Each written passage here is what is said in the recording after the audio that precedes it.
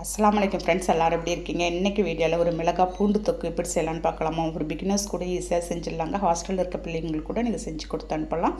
இப்போ அதுக்கு ஒரு பேனில் நான் 4 பூண்டு உரிச்சு வச்சுருந்ததை பேனை நல்லா ஹீட் பண்ணிவிட்டு நம்ம கொஞ்சம் கலர் மாறுற அளவுக்கு வறுத்து எடுத்துலாம். அதை ஒரு பிளேட்டில் கொட்டி வச்சிடுறேன்.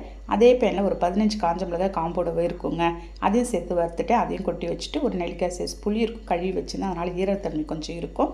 அதையும் வறுத்துட்டு ஒரு 1/2 ஸ்பூன் கல் உப்பு சேர்த்து வறுத்துருக்கேங்க. எல்லாத்தையும் வறுத்த பொருள் எல்லாத்தையும் ஒரு மிக்ஸி ஜாரில் சேர்த்துக்கலாம். நம்ம இதில் தண்ணியெல்லாம் எதுவுமே நீங்கள் காட்டக்கூடாதுங்க. ஒரு 2 பல்ஸ் விட்டு எடுத்துகிட்டு வந்துட்டு பாருங்கள், இந்த மாதிரி தான் இருக்கும். இதில் இப்போ ஒரு 2 ஸ்பூன் நல்லெண்ணெய் சேர்த்துக்கிறேன். இந்த மாதிரி கொஞ்சம் கொஞ்சமாக எண்ணெய் சேர்த்து நீங்கள் கொஞ்சம் க்ரஷ்ஷாக அரைச்சி எடுத்துக்கோங்க. ரொம்பவும் நைஸாக இருக்கக்கூடாது. ஃபைனலாக 1/2 ஸ்பூன் நான் வெல்லம் சேர்த்து அரைச்சி எடுத்துகிட்டு வந்துட்டேங்க. பாருங்கள், இந்த மாதிரி தான் இருக்கணும் உங்களுக்கு. அவ்வளோதாங்க, நான் தொக்கு சூப்பரான தொக்கு ரெடி பண்ணியிருக்கேன். இதுக்கு சாஃப்டான இட்லியோடு இன்றைக்கி சாப்பிட போகிறோம். ஹாஸ்டலில் இருக்க பிள்ளைங்களுக்கு இல்லை, நம்ம ட்ராவல் பண்ணும்போது கூட இதை எடுத்துகிட்டு போகலாங்க. அவ்வளோ அருமையாக இருக்கும். கண்டிப்பாக ட்ரை பண்ணி பாருங்கள். இப்படி பிடிச்சிருக்குன்னு நினைக்கிறேன். நாளைக்கு பார்க்கலாம். பாய்.